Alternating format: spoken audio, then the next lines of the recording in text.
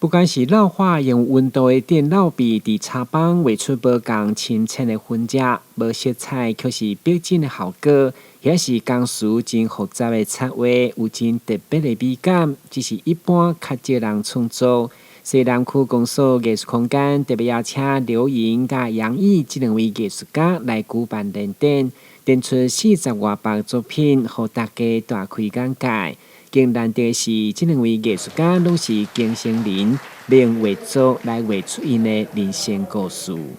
们这一群更生人，不是都毫无拢无路用啦。阮其实大家拢是一个人才，是讲行对着好的，行着好的路安尼，嘿啊！我是希望讲吼，社会大众和阮这更生人吼，大家拢有一个生存的空间，有一个机会安尼啊。希望阮这更生人大家拢会当发光发热啦，嘿啊！服刑里面，在监狱里面，我自己的故事，跟我亲眼看到的我同房的一些室友的故事，我通过画作把它画下来，传达在里面的一些受刑人的故事跟他的努力。落收的部分是用一些废弃的木头，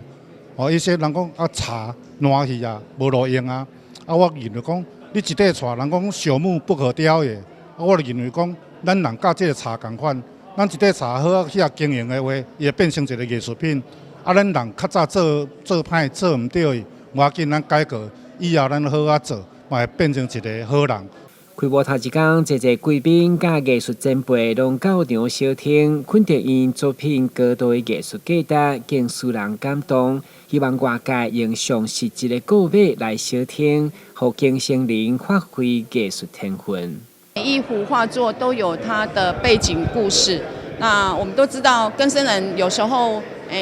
一出来，当然社会会给予一种不同的眼光，或者是说贴予标签。那针对这些更生人，他自然有一些新的创作，我想社会应该多给予鼓励。两位创作者，他的特殊背景，让我们更关怀他，更鼓励他，希望呢，将来